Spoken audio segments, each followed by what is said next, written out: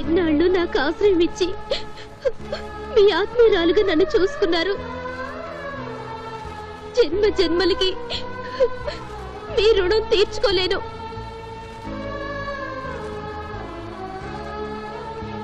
వస్తాను. నీకు ఎప్పుడన్నా అవసరం వచ్చిందనుకో ఈ శంకరన్న మరవద్దు. సమజైందా? ఏయ్ చల్.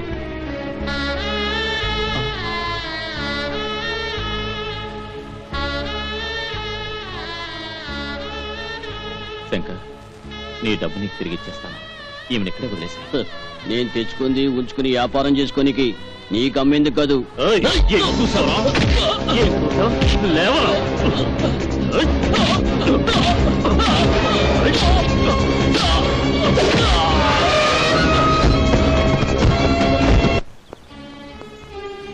ఏంటి వాళ్ళు నువ్వు చేసిన పని? ఆ రౌడీ గారు తీసుకెళ్లిపోతే దీని పీడ తిరగడైపోతుంది అనుకుంటే మళ్ళీ తీసుకొచ్చావేంటి?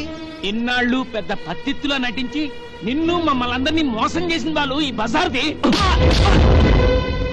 ఆ అమ్మాయి గురించి ఇంత నీచంగా మాట్లాడతావా? ఎవరో ఏదో వాగితే అది నిజం నమ్మేస్తారా? ఎవరో ఏంటో తెలియని అమ్మాయి గురించి ఓ చిల్లర రౌడీ అది మంచిది కాదు బజార్దని చెప్పిన మాటలు బట్టి నిర్ణయిస్తారా? అది కాదు బాలు. వద్దు, నన్ను అలా పిలవద్దు. ఇన్నాళ్ళు నీలో నా తల్లిని చూసుకున్నందుకు నా మీద నాకే అసహ్యంగా ఉంది. ఇదే నీ కడుపున పుట్టిన బిడ్డ అయితే ఓ రౌడీకి అప్పగిస్తావా?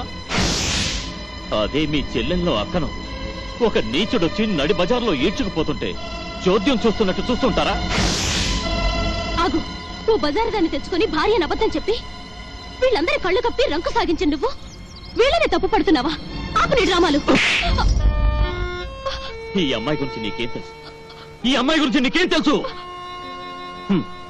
మీరంతా వ్యభిచారి బజారుదని నీచంగా నిందలేసిన ఈ మేనక నిజానికి ఎవరో తెలుసా?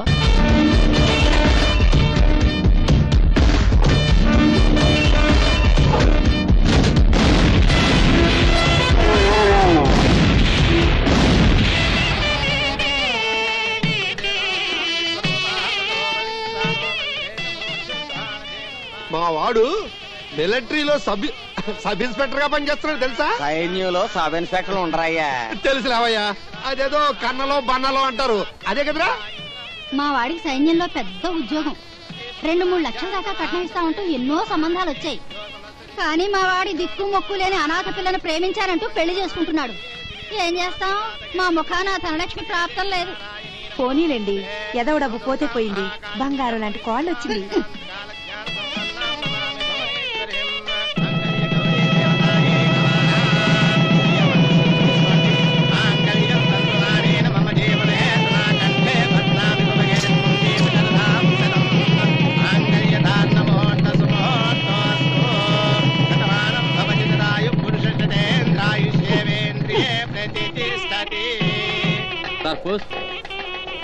శివ గారు, మీకు తెలిసిన వచ్చింది.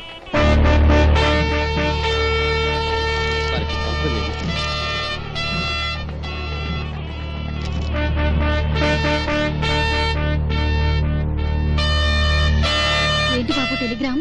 కార్గిల్లో యుద్ధం మొదలైంది, నన్ను వెంటనే బయలుదేరమ్మన్నారు. ఓ నాయనో, ఓ దేవుడో, దిక్కుమాల యుద్ధం, మాయదారి యుద్ధం. ఆ యుద్ధం ఇప్పుడే తగలడాలా? యుద్ధంలో చాలా మంది చనిపోతారంట కదమ్మా. తమ్ముడికి ఏదన్నా అయితే మంచిదే కదే, ఆస్తి మొత్తం మనకే దక్కుతుంది. నీ తమ్ముడు యుద్ధంలో చావాలని కోరుకోవే ఎర్రి మొహం. ఏంటల్లుడు, ఏదో చావు ఆస్తి అంటున్నావు? అబ్బే ఏం లేదత్తయ్య, నా బామ్మర్ది యుద్ధానికి వెళ్తున్నాడు కదా, విజయం సాధించాలని ఆ దేవుని వేడుకుంటున్నాను అత్తయ్య, అంతే. నాకెందుకో భయంగా ఉంది. శుభమా అంటూ పెళ్లి జరుగుతుంటే ఈ యుద్ధం రావడం ఏమిటో అపశకనంలాగా. పెళ్ళం వచ్చే వేళ గుడ్డొచ్చే వేళ నీ ఊరికే అన్నారా పెద్దలు? వాడి యుద్ధానికి వెళ్ళనివ్వద్దు. వాడికి ఎలాగైనా నచ్చ చెప్పండి, వాడి యుద్ధానికి వెళ్లకుండా ఆఫ్ చేయండి. బాబు, నా మాట వినరా, ఈ పరిస్థితుల్లో యుద్ధానికి వెళ్ళకరా. క్షమించండి నాన్నగారు, నేను ఏ లక్ష్యంతో సైన్యంలో చేరానో ఆ లక్ష్యం నెరవేర్చుకునేందుకు అవకాశం వచ్చింది. ఓ సైనికుడికి తన కుటుంబం కంటే దేశం ముఖ్యం, తన ప్రాణం కంటే దేశ రక్షణ ముఖ్యం. నా గురించి భయపడకండి, నన్ను భయపడకండి. ధైర్యంగా వెళ్లి క్షేమంగా తిరిగి రమ్మని నన్ను దీవించి పంపండి. ఈ తల్లిని వదిలి వెళ్ళకురా, నా ఆశలన్నీ నీ మీదే పెట్టుకున్నాను. నీ మెడలో తాళి కట్టి నీ చేతులతో తుపాకీ పట్టుకోబోతున్నాను. నువ్వు నా భార్యమైన వేళా విశేషం, భారతమాత రుణం తీర్చుకునే అదృష్టం నాకు దక్కింది. వీరుడిగా వెళ్లి విజయుడిని తిరిగి వస్తాను. జై హింద్.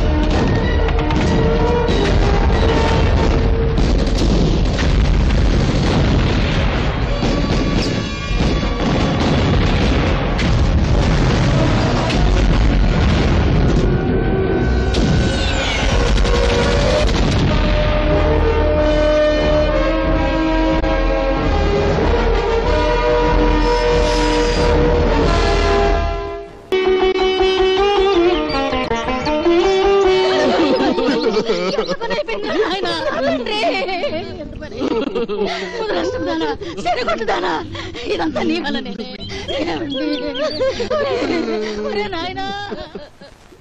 గుండె నిబ్బరం చేసుకోండి. శివ ఇక మనకి లేడు. వందలాది శత్రు సైనికుల్ని చీల్చి చెండాడి యుద్ధంలో వీరమరణం పొందాడమ్మా.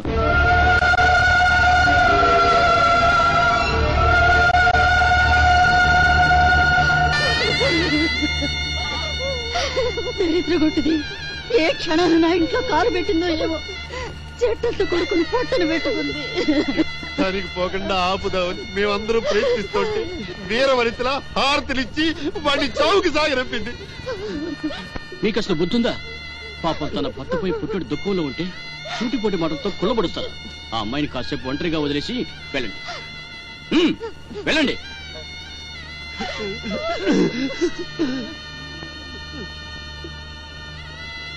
నీకేం భయం లేదు, నేనున్నా. మొగుల్ని లోటు తీరుస్తా, మగాడిగా సుఖ పెడతా. అర్థం కాలేదా? నేను నిన్ను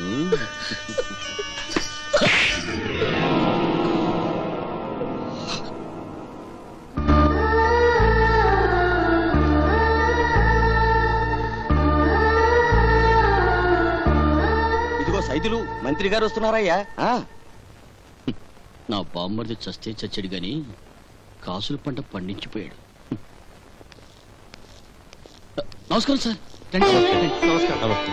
నమస్కారం అమ్మా.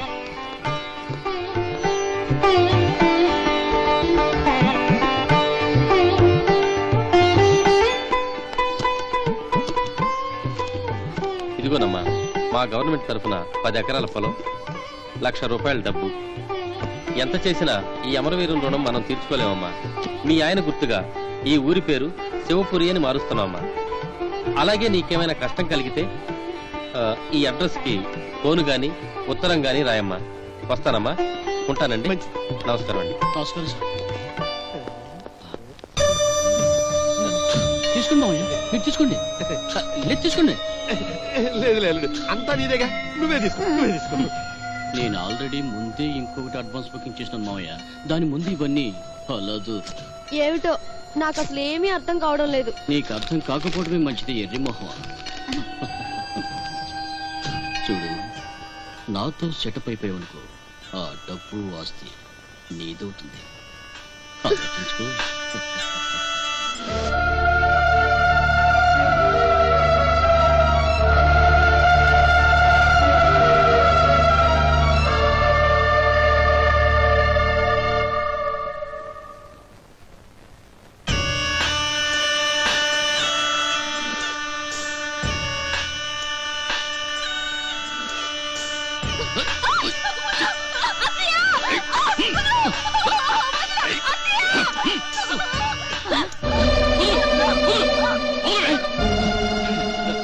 చూసావతయ్య, శివ ఆత్మకు శాంతి కలగాలని ప్రార్థిస్తుంటే నీ కోళ్ళు నన్ను కోరిక తెచ్చబడదు.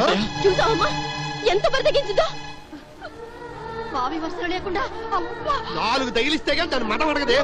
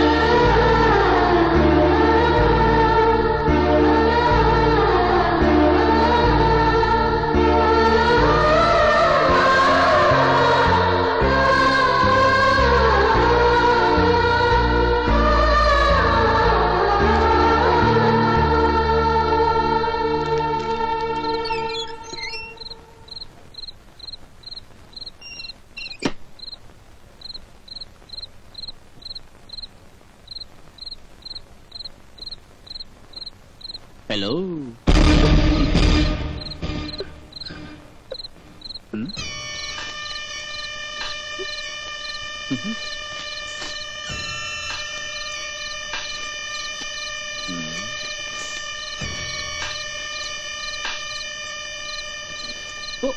ఓహో, ఈ నరకం నుంచి నన్ను కాపాడమని మీ అన్నక నీ అన్న, అదే ఆ మినిస్టర్ అన్నకి ఉత్తరం రాశావా? ఎందుకు ఈ బాధలన్నీ? నా కోరిక తీర్చు, ఈ సమస్యలన్నీ తీరుస్తా. నన్ను వదిలి నీకు చెల్లెలు అవుతాను. నో నో నో నో, చెల్లి గిల్లి నో చెంత, వరుసకు అది సరసానికి.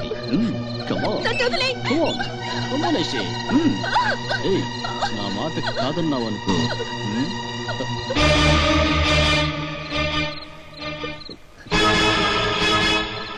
ఏంటండి? ఏం జరిగింది? ఏం జరిగింది అల్లుడు? ఏం లేదత్తయ్య, మనం దీన్ని రాచి రంపాలు పెడుతున్నామని ఆ మినిస్టర్ కి ఉత్తరం రాసి పోస్ట్ చేయడానికి వెళ్తుంటే నేను పట్టుకున్నా, అంతే, ఇంకేం లేదత్తయ్య.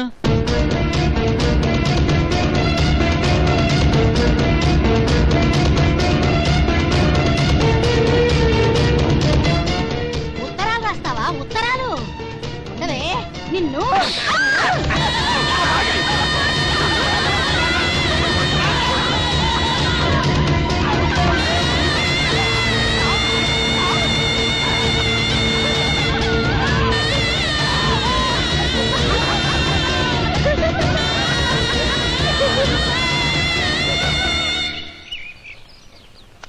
ఏంటి అది అంచడం?